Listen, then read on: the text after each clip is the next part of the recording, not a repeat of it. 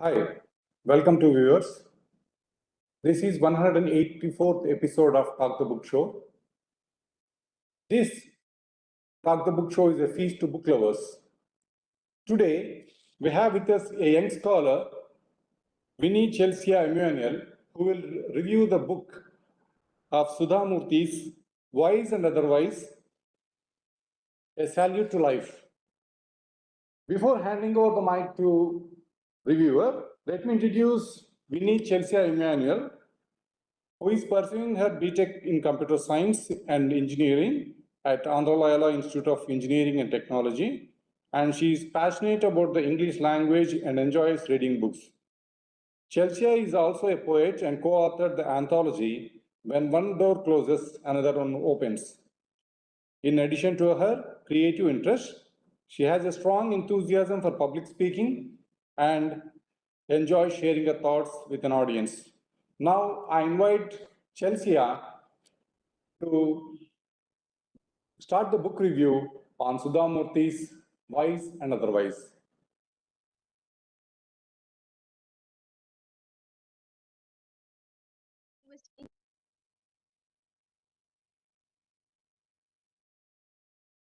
Garu.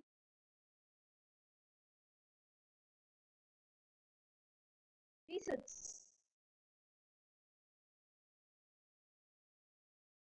Pursuing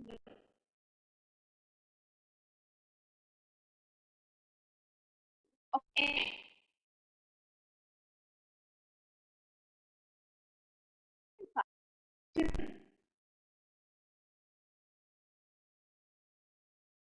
talent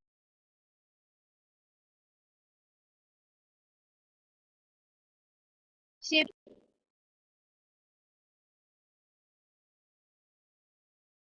of sharing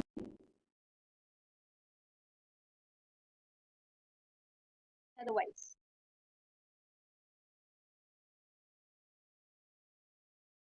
is of the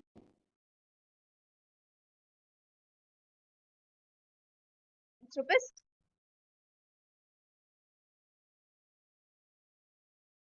nation.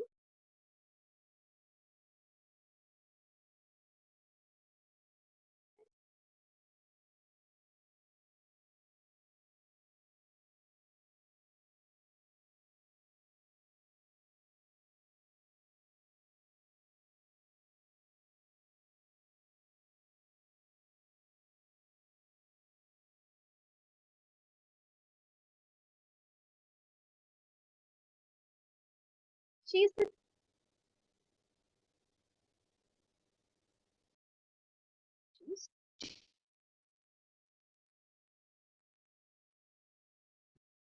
simple. Chelsea, your audio is not clear. Video is not also clear. Chelsea, are you able to hear me?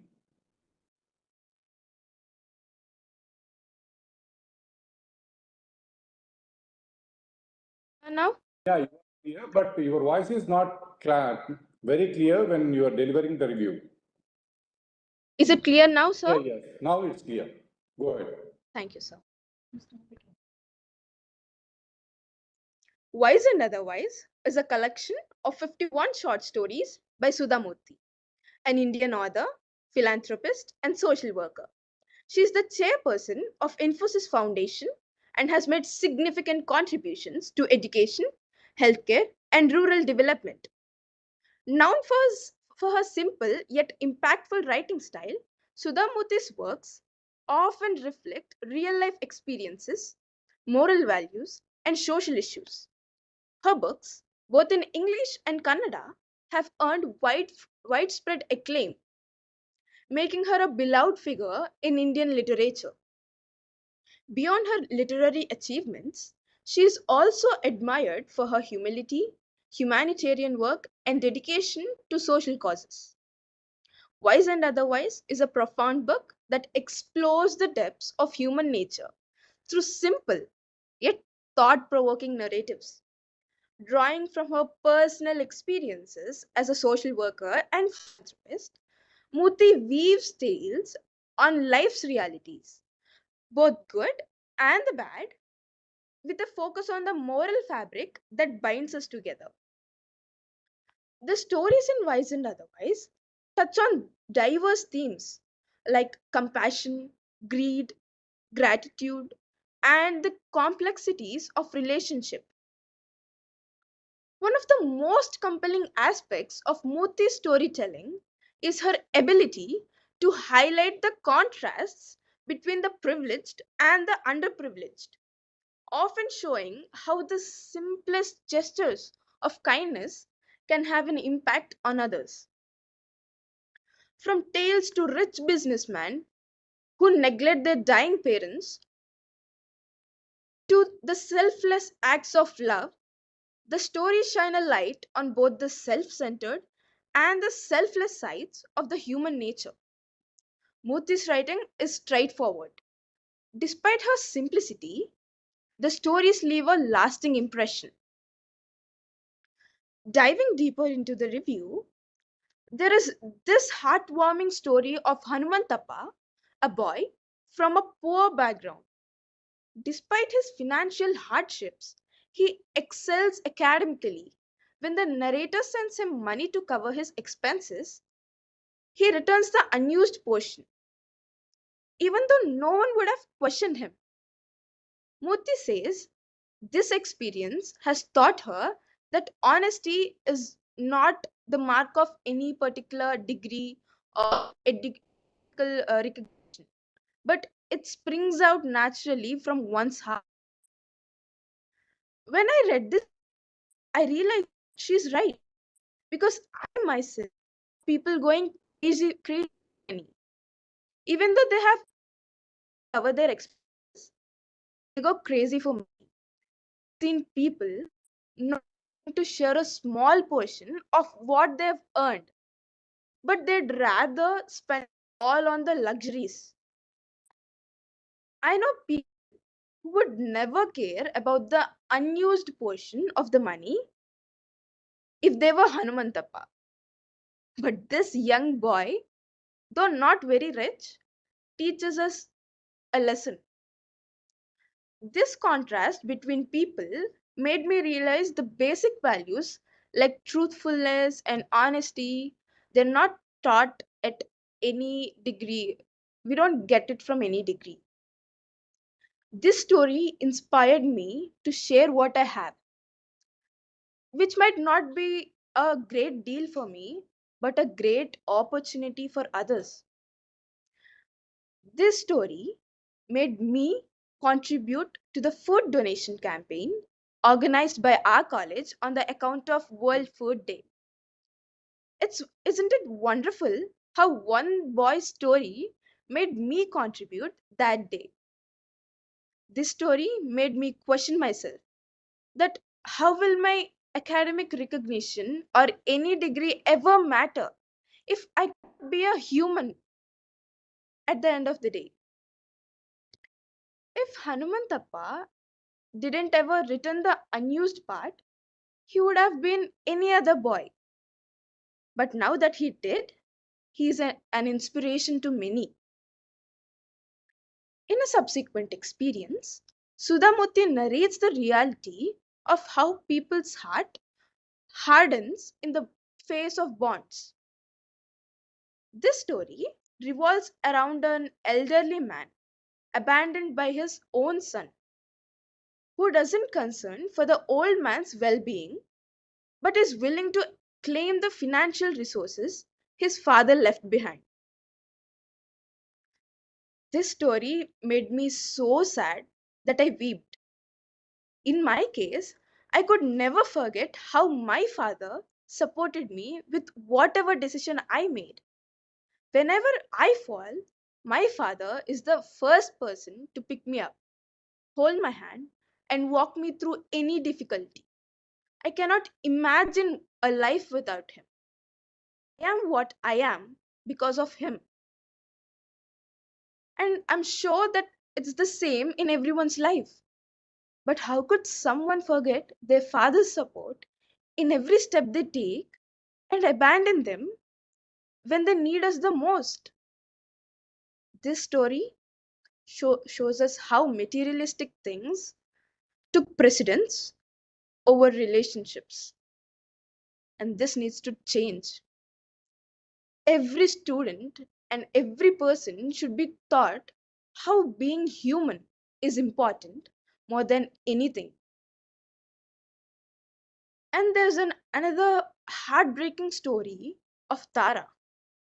Tara is a middle aged woman, and Murthy sheds light on the painful realities faced by many women who become victims of exploitation. The bond between siblings is inverted in Tara's life. Her brother's betrayal, which is which is selling her into a life of exploitation, is a great tragedy, as it occurs on a Rakhi day, an auspicious day for brothers and sisters.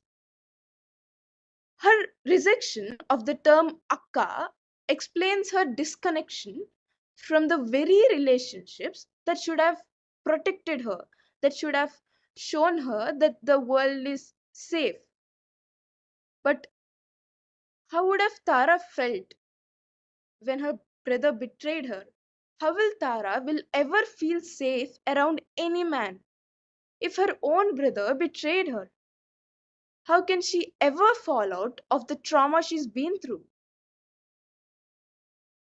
This story made me so sad. And there's yet another tragic story. Sudha Murthy narrates another story of a young woman's tragic end in a hospital burn ward. Murthy unveils the consequences of dowry harassment.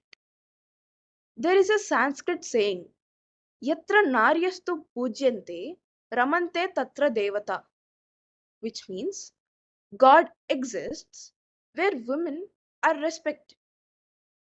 But women, particularly from the economically weaker backgrounds, often experience the opposite.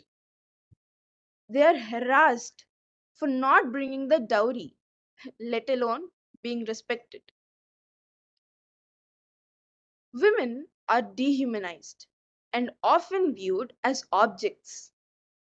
And I think this is where the role of education lies. Because when both men and women are educated, it leads men to realize how the dowry system could cause great problems for a girl's life in a girl's life. It teaches women to live independently and draw boundaries. And this young pregnant victim in the bed symbolizes the helplessness that many women face. Another depressing story is Sudhamurthy's encounter with Veeramma, an elderly woman suffering with leprosy and living in extreme poverty that she couldn't afford clothing. Veeramma left was left out alone, and she felt too ashamed to come out of her house without any clothing. When Sudhamurthy visited her house, she was too ashamed to come out. This made me think that India's development and progress must extend beyond technology. It must extend beyond technology. It must extend beyond fashion.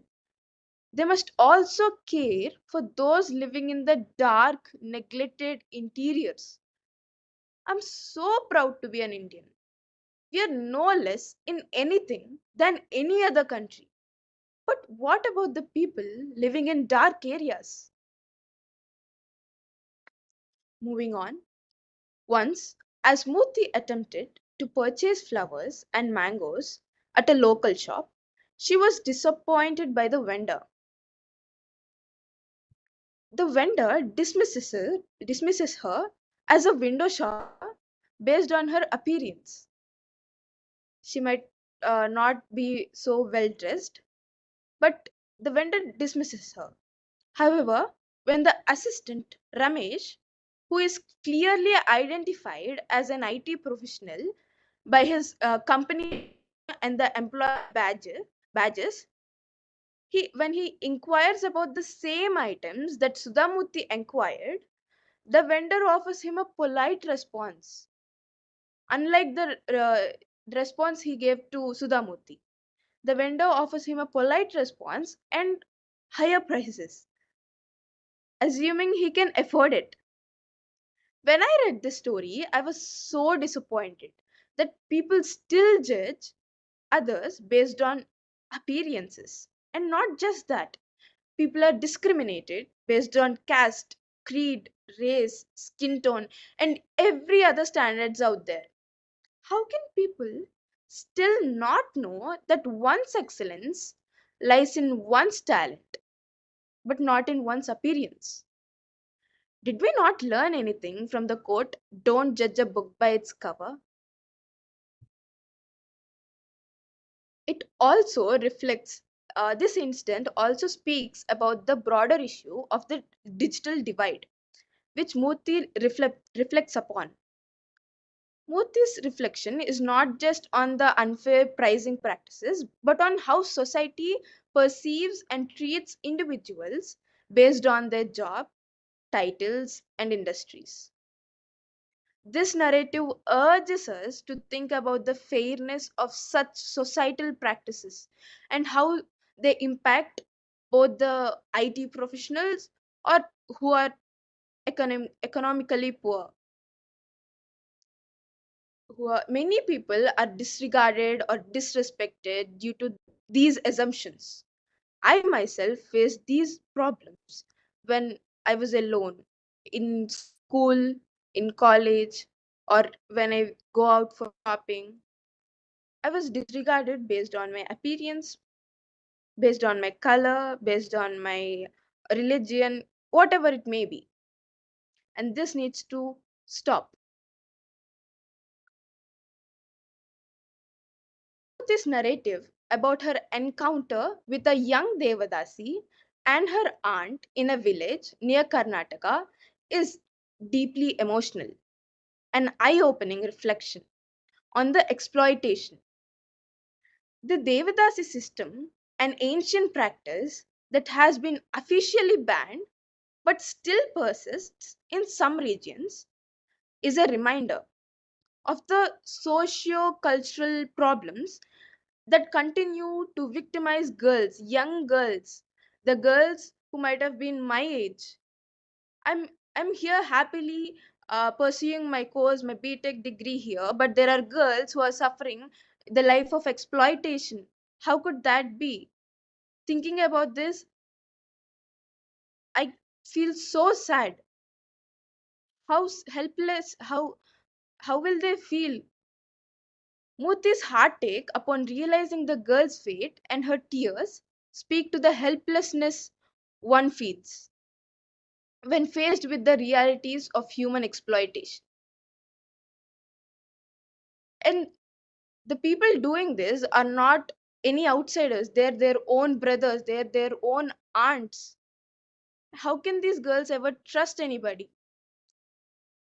But when Murthy felt so sad and when her tears spoke, Murthy's father claimed advice. He said that there should be a balance to her emotions, reminding us that it's possible to solve all the world's problems meaningful, but in the darkness, it is better to at least light one candle than to sit and cry in the darkness. So we all should make at least a small attempt towards every problem we see. We should not just see it and not care about it. We should consider it as our problem being an human, an Indian. And then every problem, every exploitation, every system like a Devadasi system will be exploited.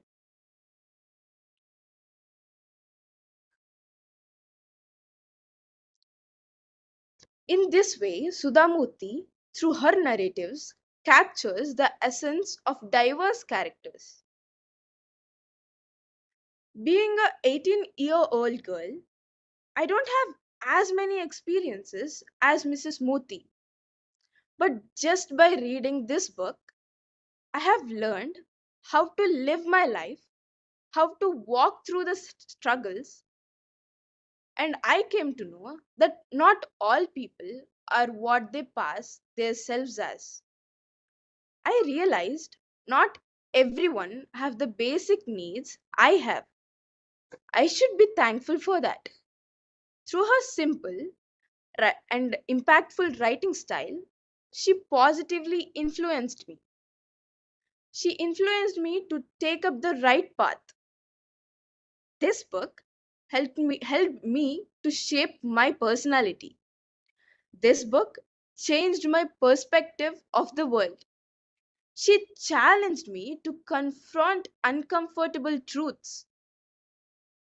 In essence, her collection of the short stories is not just a reflection of individual experiences, but it is a mirror to the society. There are various other stories, but I found these stories very impactful and heart touching. In another experience, the protagonist encounters a man who boasts about accomplishments that aren't his, but he is driven by a need to impress others by his achievements. So, when Sudhamuti came across him, despite the man's professional competence, whatever it may be, he may be a high ranker in college or whatever, he feels the need to exaggerate every achievement of his. This protagonist composed disclosure of her rightful achievement of the gold medal that actually she achieved, but he falsely claimed that he achieved the gold medal.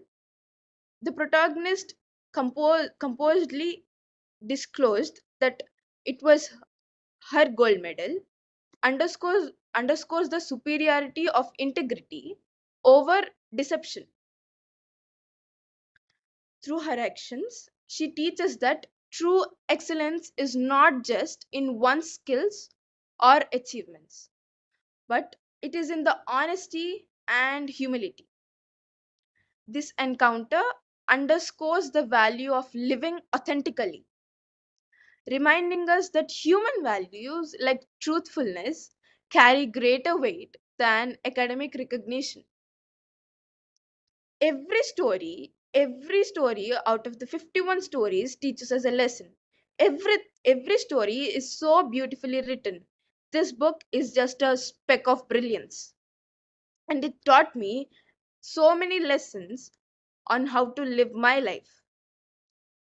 In a subsequent experience, the protagonist, who visits a tribal village, offers tries to offer help to the village school, but there Sudhamuti learns reciprocity. How? Let me tell you.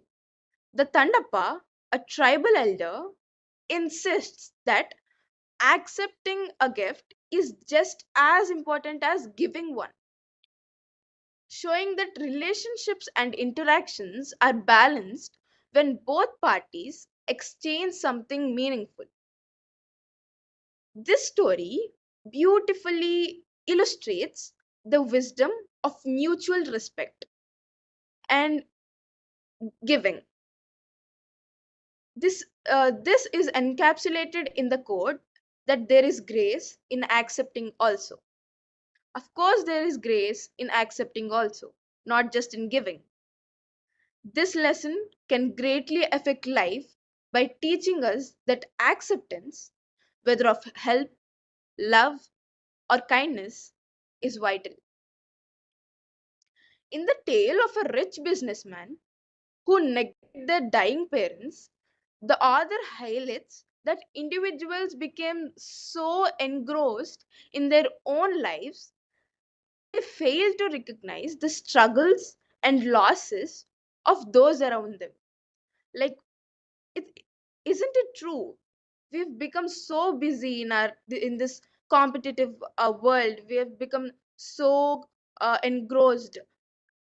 Everything we do, we wake up, We go to college or office, we come back, we work. But are we really uh, care? Do we really care about the struggles and losses of those around us? As there is a contrasting in this story, as there is a contrasting atmosphere, which is the sons and daughters of the person who is dead are joyful and carefree, but whereas they have to weep and all, possesses the question about the nature of mourning and the value placed on relationships. Are we really giving the proper value for all the relationships in our life?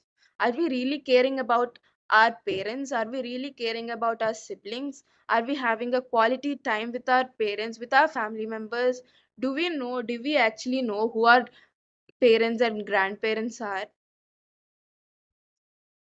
These days, every family is becoming a nuclear family, and the newborns, the infants, they can't learn from their grandparents like I did. I learned so many things from my grandparents. But as we are becoming nuclear families slowly, we are not able to learn values from our elders. This story serves as a reminder to prioritize our genuine relationships. This story urges us to slow down in the fast paced lives. I'm telling everyone who is watching this to please slow down, to please prioritize your relationships with your father, with your mother, with your siblings, with your grandparents.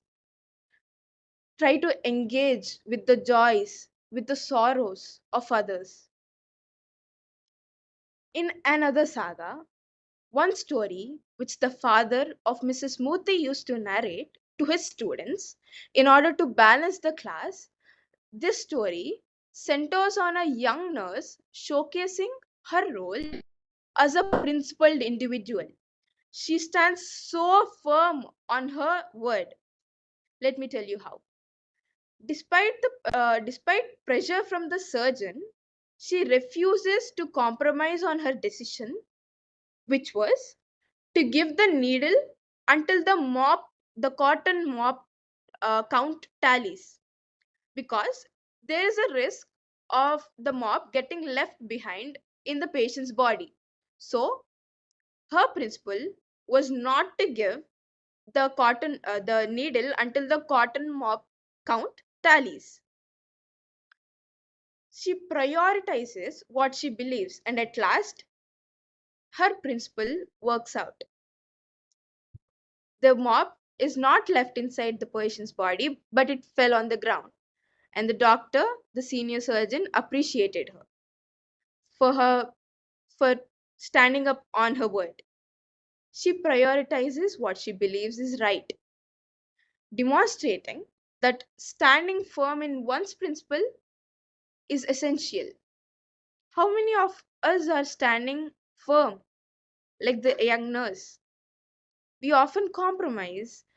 We often think that nothing will happen if we compromise, but it might lead to greater problems.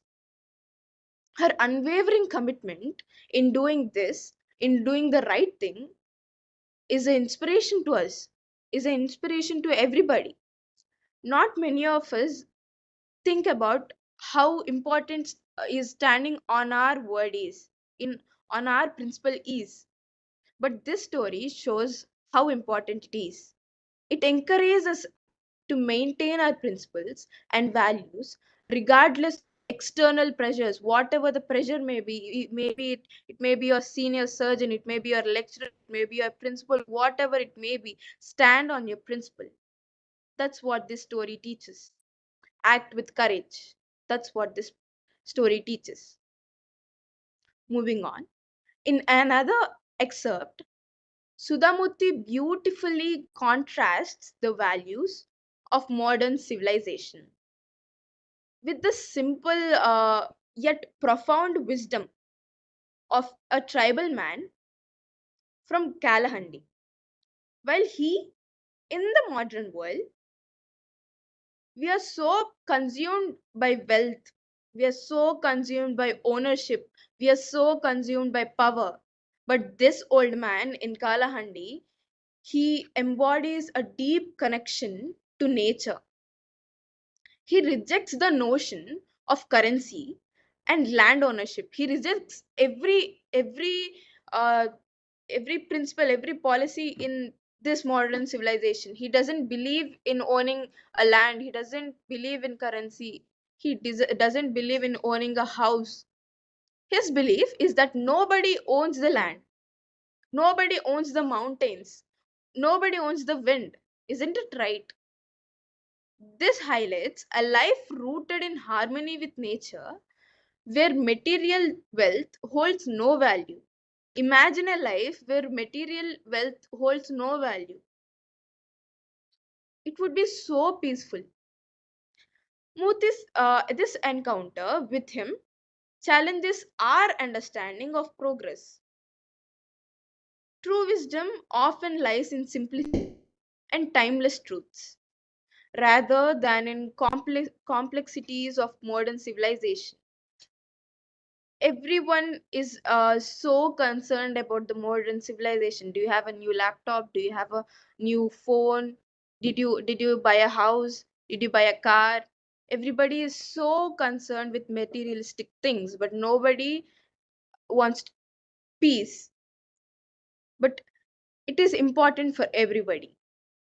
This short story, this short account made me make the and makes the readers reflect on what it is to be truly civilized. What do you think is to be truly civilized? We have all this technology, but the tribal man there is living peacefully. Is he truly civilized, or are we truly civilized? What do you think?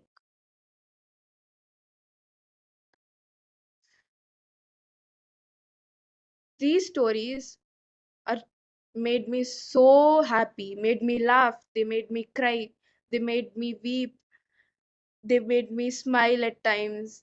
I could never forget these stories, which taught me a lesson in my entire life. So before I conclude, I recommend to read this book in order to learn many values, to lead your life, to know how to react in what kind of situations, to know what is peace, what is civilization, and to know that not everybody's life is the same. Not everybody has the same this resources as you do, as I do. Not everyone's life is as happy as us, and we should try to make their life as happy as us. And that's what makes us human. So before I conclude, I would like to thank APSCHE and the members of APSCHE, especially Matthew Srirangan sir, for the encouragement and support. I'm grateful to the management of Elliot, especially Reverend Father Dr. B. Jojireddy SJ, Secretary and Director of Elliot, for his unceasing encouragement for my academic growth. I thank Sister Candy Dukuna, Dean of Student Activities, for all her guidance. Thank you. Thank you, sir.